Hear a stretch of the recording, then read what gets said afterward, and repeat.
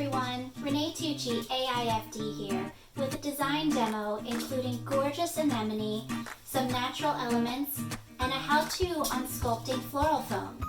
Let's get started.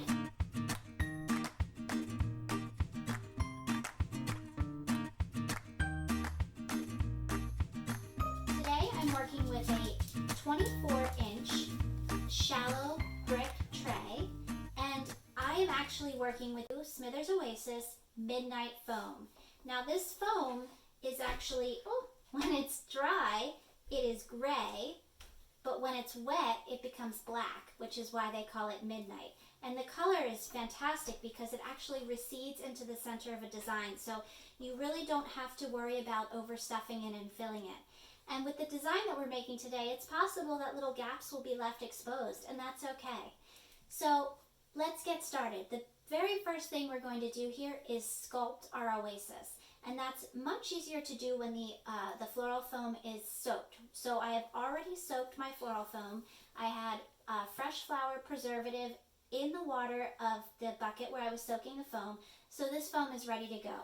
Now I'm going to use my floral knife. You can use any kind of knife that you want. This just happens to be very comfortable for me. And I'm going to use my knife, and I want to create a ridge in the center of my foam that is taller than the sides. So using that guide that I somewhat just stenciled for myself, I'm going to take my knife, and I find it easier if I'm pulling towards myself carefully. We don't want any first aid accidents. If I take my knife and pull towards myself, the knife cuts right through the foam like butter. And you'll see I've already got quite a slope here. Now that's not enough of a slope, but I'm going to go ahead and do the other side as well. I like to work side to side and try to keep it even as I go.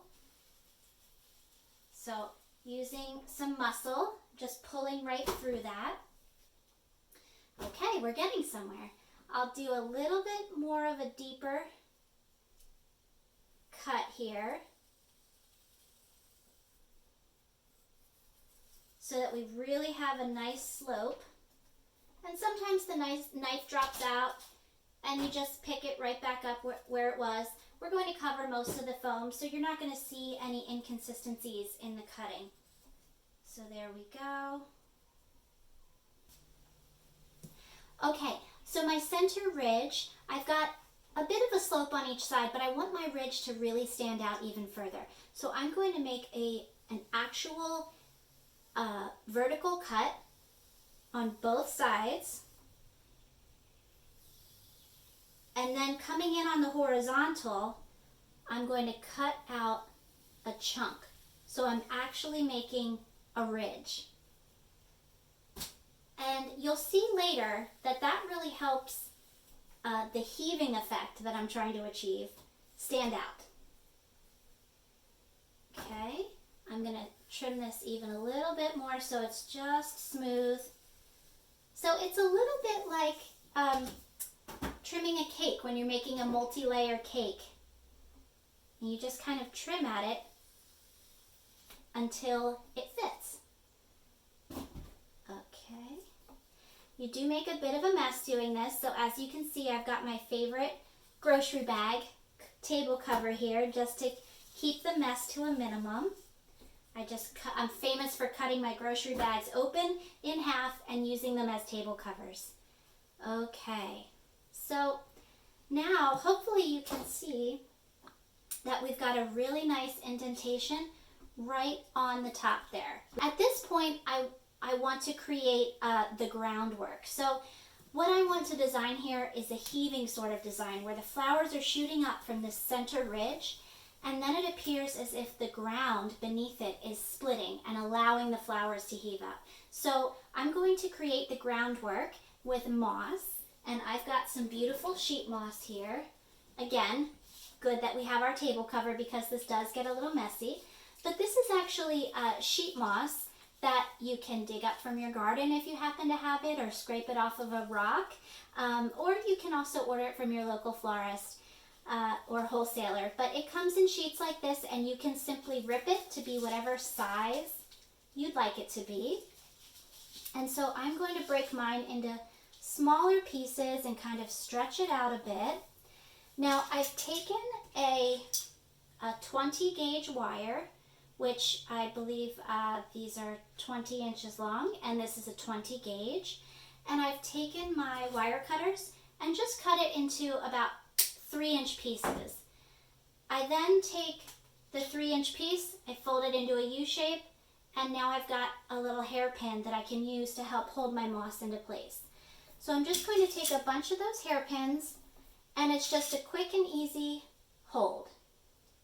Now I really want the ground to look like it's separating and heaving. The underside of the moss isn't as pretty. It's brown, and sometimes it even has chunks of soil on it. So I'm going to take my moss, and actually at the top where the ground heaves, I'm going to invert it so that you're forced to see the underside. So it really gives that effect that it's heaving, that it's kind of breaking open.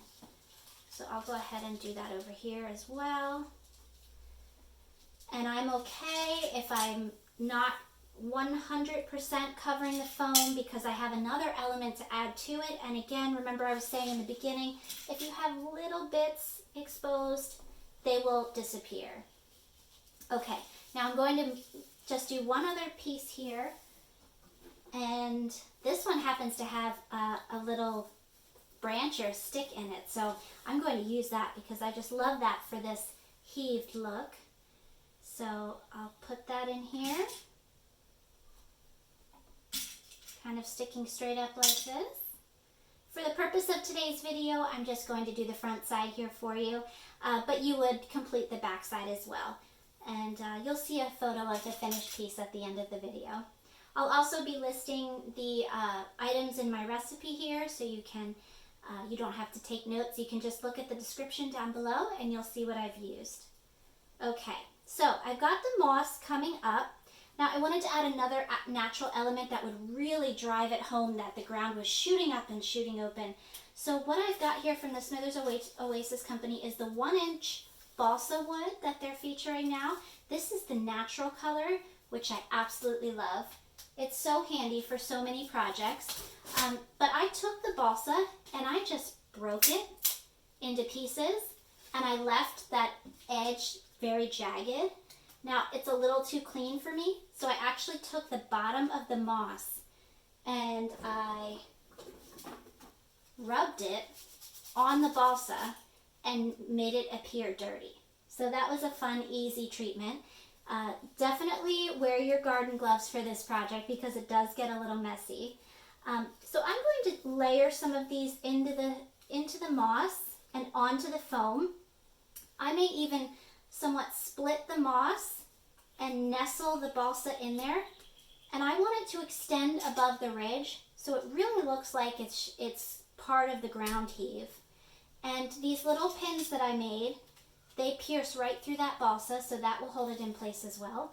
Don't be afraid to even crease the balsa. If you get the balsa a little bit wet, it becomes malleable and you can kind of crease it. So again, like we tuck the moss forward, it's having that same kind of effect. You could even kind of layer these closer together, just like that. Let's see, I have all different pieces here. And I like them, the more tattered the better. So this one's even got like a little rip coming down it, which is perfect because if the ground was heaving, these would not be intact, that's for sure.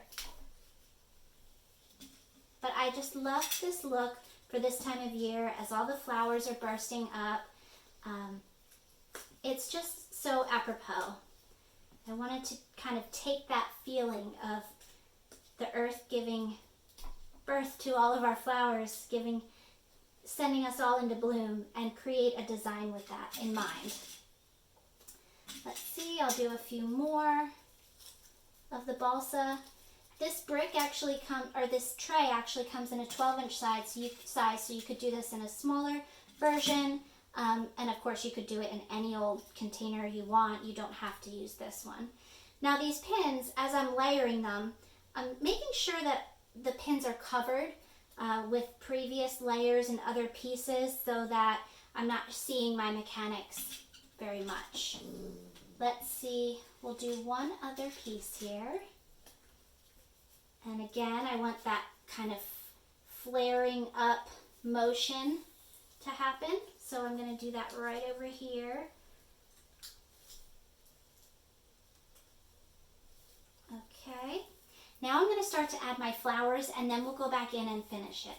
So I'm going to take this absolutely stunning local anemone. So I'm right outside the Philadelphia area and it is the height of spring here, and these anemone are scrumptious, absolutely scrumptious. So I am going to line my anemone up facing all different directions, just as if they were bursting through the ground, because that's the look we're going for. So I've got some that I'm going to make shorter than others. Don't be afraid to reposition your stems if you happen to put them in and you're not happy with the placement.